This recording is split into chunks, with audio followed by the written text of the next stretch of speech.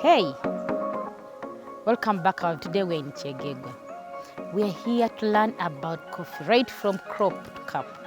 As Barista House, we not only train baristas on how to make this great cup of coffee, but also to know the story behind the origin of this coffee that they are making. That's why we are here in Chegegwa with our baristas to learn what happens behind this cup of coffee which they serve you. Because most of the cafes, they buy what we call roasted coffee. So these baristas are here to learn from the farm or from the garden what happens. How do they take care of this coffee? How do we get a quality cup of coffee? And how do we get quality coffee which we roast and supply to them?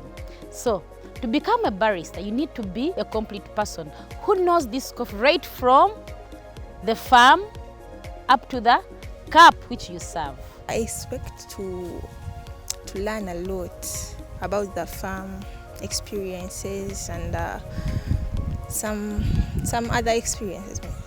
If you need to learn about the barista trainings and what, you just come at Barista House. I'm so glad that I have joined this trip today to learn and see many things that I can do with my parents' land at home and our plantations, whereby I would want to have half of it for the beginning to plant coffee for the better future as we come on widening the land.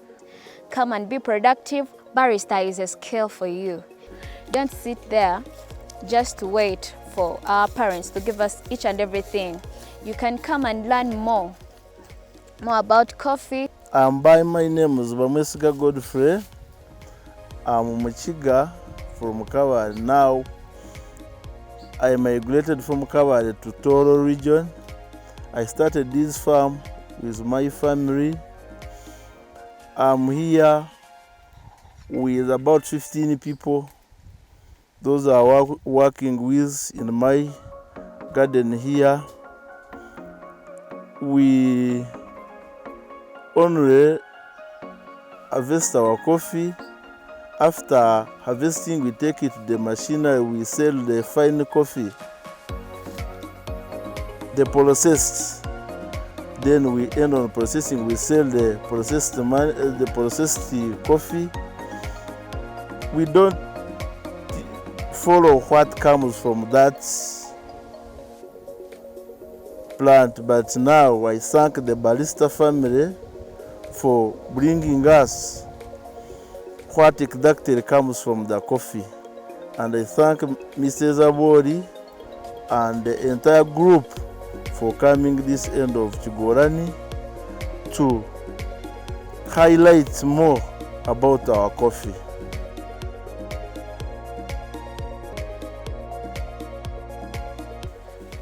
Tutuse ku nnimiro. We have just reached at the farm, but as you can see, it has been too hot.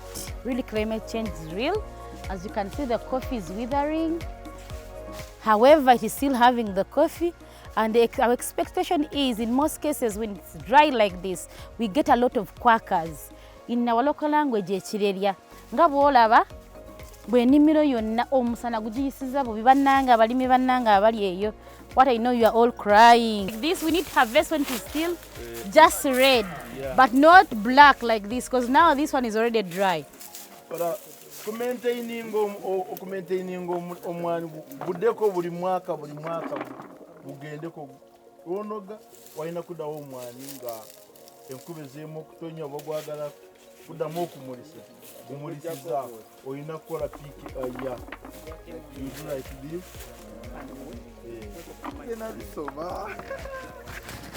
emwanyi zaffe zino zibala buli mwaka kwegamba ekizikuuma obala buli mwaka bwe tuba tunoga tupiikinga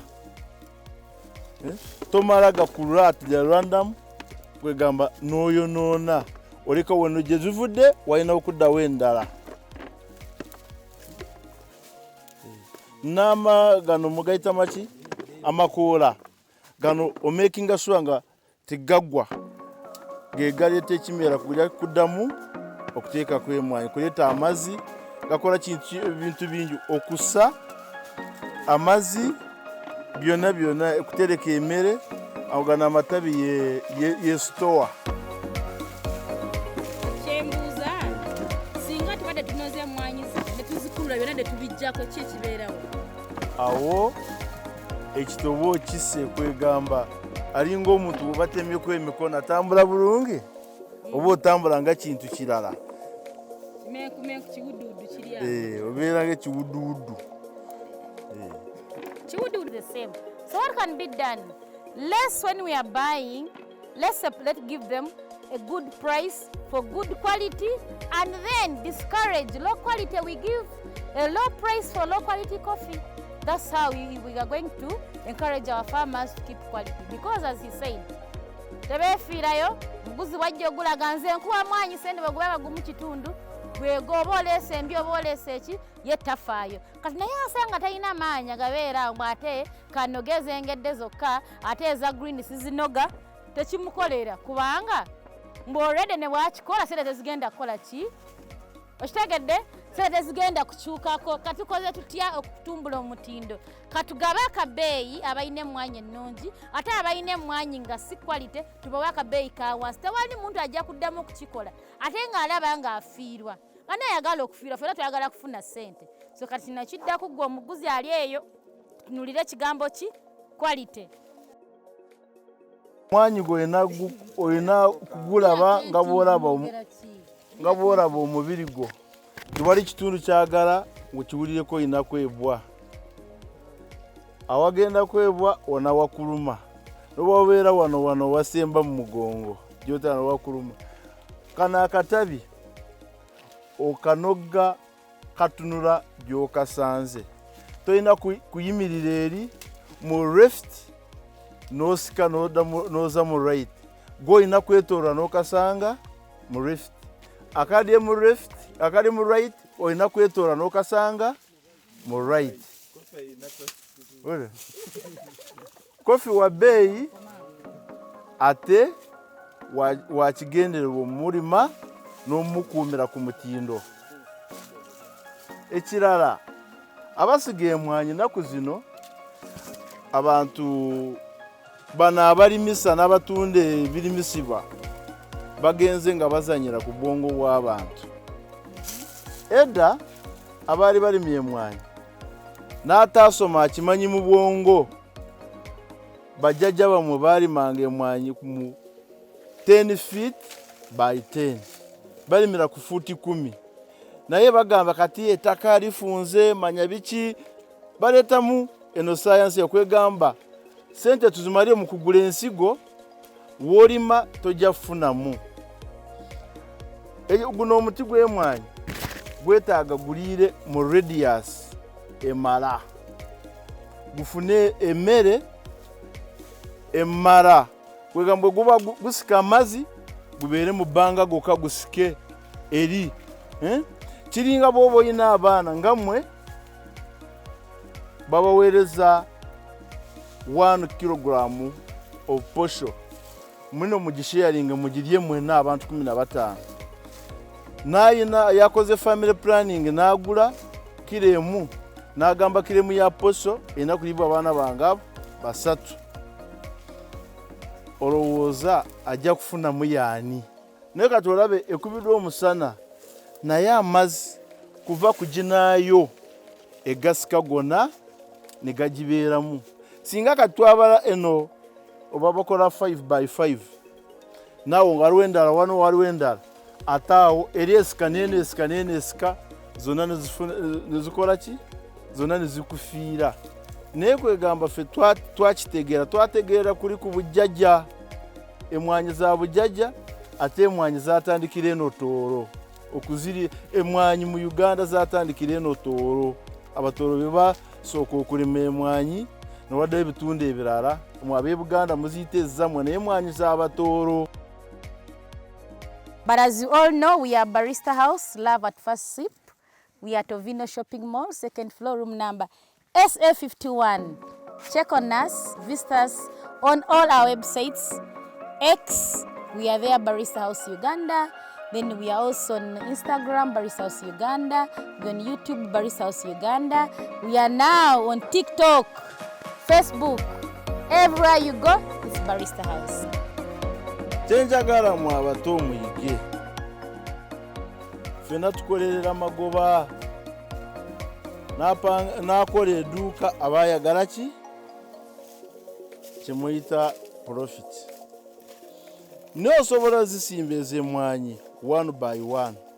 Ate bw'odda eri mu katale kugula fertilizer, sente zonna ziwandifunye zigenze mu fertilizer lwa nsonga bali abaana gira emiti 15 katwegambe 10 by 10 square otaddemu ebiti byange bina kati gwotadde one by one you calculate wateekako maniwa ojja kugula akasawo ka maniwa emitwalo 8 okateeko mu radius ya 10 by 10 kakole ki kagweremu ate n'emmwanyi z'ojjawo kwegamba zibanga ziriraanye zireeta ekisikiriza terya bulungi zijja kukonziba naye olaba guno omuti oguliridde ku radius ya 10 by 10 gweguba oba ogukoledde family planning n'abajjajja bamu family planning mwe mukiyita family planning naye bali bagamba mubalirira oluzaalo ekituku byalira omwana n'olutooki at the same time hati ekyokubanza ebitooki ntubiyama ebyokulya by'abakozi ntuyama sente ntuyama emmere y'abakozi tuyihamu sente kandi ebitooki ebyo byokureeba nibireeta shelter omu mwani mbwenu ebitooki nayo ni source of income otakatungire sente z'omwani n'otungeza ebitooki no fertilizer bwe tuteeka ku mwani fe fertilizer tumuteeka mutaka kyasanga kyakuba naye mainly ze fertilizer muteeka ku mwani ku bitooke siteekako mu bitooke nteekako eddagala line erita ebiwuka ebiyingiramu zizi banana weevils naye siteekamu fertilizer faamu yo teekamu layini za mwanyi teekamu layini za bitooke byonna bikula olunaku olwo emmwanyi zidwawo okuteekako naye ebitooke mwaka ogwo ng'otandisa akasente ate ng'olinze z'emmwanyi kati nga bino ebitooke nga myaka 2 emabega mbadde nti kamulole y'amatooke kati amatooke gagenze gakendeera naye bwe gakendedde emmwanyi zikoze ki singa nalinda nti nondinde matooke bwe gakaddiwa nteekemu emmwanyi singa kati mpwedde naye kati nja kuma ku peesa eyo era bagamba naye olutooke nga lwakadde tukyakyalaba nga loole n'ey'emmwanyi ng'ebayitako awo ntegeera mukitegedde bwetandika ekintu kyo ng'olina mission ne vision bintu bibiri bitambulira wamu sijjamu sente ninzirya sente zinzijjamu nyinaku so kulabirira mwanyi yange ndeeta zino ziraba zino maraches zezimbeesezaawo kwegamba kumye guno omwanyi gwange n'okuzijjamu omuddo nezitagira kompitita aziriira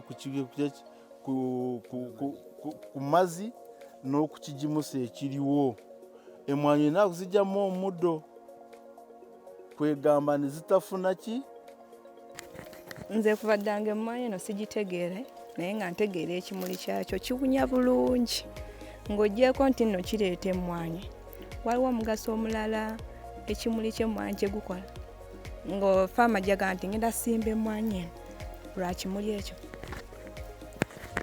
kino ekimuli kirungi ate kyatunzi bw'oba oli mulima alina obwongo emmwanyi bwe zimulisa bwe ziti enjoki we zigira bw'oba otegese bulungi n'oleeta zino beehives zo n'oteekaawo zikuŋŋaanya zino enjoki nga tonagenda kulya sente za mwanyi osookera ku za kimuli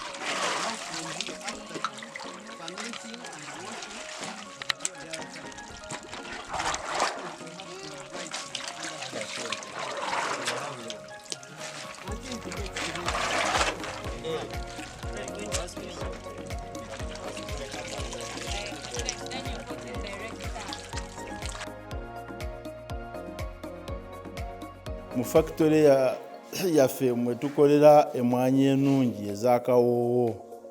Eno masiini bagimodelinga mu zino empya, si yakumenya mulimi, si yakumenya abakozi abali ku factory wano, ate si yakumenya na kasitoma alese emwanyi ze kwegamba eddako baali bazireeta nga bazambusa eri waggulu mu kitanda, abeerayo kuzikontrolinga abeera omwe nga gwe totunula. Naye Ministry of Agriculture yakiraba kino nga si kirungi ne bamoldinga masiini. Eno masiini abagikolako babeera abantu basatu, abeera ono akunganya mwanyi webaziyiwa wansi awo n'akuba emwanyi ku kitanda awo wezisoworera, ate n'oli abeera ku kinyasikawo obukutiya ne kasitoma atudde wali ng'alingiriza alaba emwanyi ze bwazikuba tewaliwo kwekweka, tewali kukola ki, emwanyi yogireeta wano mu Kifunzo factory mu masiini empya, bakukubira omwanyi gwo niguvamu bulungi n'ogenda bulungi. Eyina na magneto, omulimi bw'aleeta emwanyi nga zirimu ebyuma ebikozi ng'emisimaali oba wayiwako ki, yonna meto esobola kwonoona ekyomo, ebeerako n'ezi magneto ezikwata obwoma, naasubula ekisumuluzo, naasubula musimaali, abaana bakanyugamu biki, ebyo byonna eno masiini ya mulembe ate mpya yeri mu katale. Ministry of Agriculture gyeyagala. Naye tweyanza mu aba Barista House abakozesa emwanyi, abakola ekintu ekivayo bulungi, emwanyi yakawoowo gye mwagaliza abantu abanywa, naye wano we mwetuukidde walungi, ate bakola bintu bya mutindo. Bwe muba mwagala ekintu ky'omutindo mujja wano ku Kifunzo Coffee Factory esangibwa Kawungula wano mu Migamba sub-county mu Chaka South Kyegegwa district mu Uganda ng'eggwanga. Mukulu Godfrey bannange tusomye atagaggawale mu mwanyi bannange, gomanyi sigala wekka bannange, faweko obwavu era atunyonyodde bulungi nnyo wali awali ki akasente money, because our Mr. here Godfrey said in the coffee value chain there is money. So look for that money, look for where you can fit, and then you go forward. So with coffee, which means you can't go wrong. So tubaniriza ku Barista House at Ovino Shopping Mall, second floor, room number SA51, Kafumbe Mukasa Road, that is in Kisenyi. And our numbers are 0752 408821 or MTN 0776 408821. Tuyigiriza abalimi era tusoma nabo bulungi ne tubayigiriza omutindo ate ne tuddamu ne tusomesa abavubuka baffe kye tuyita barista skills. Together we build a loving coffee community.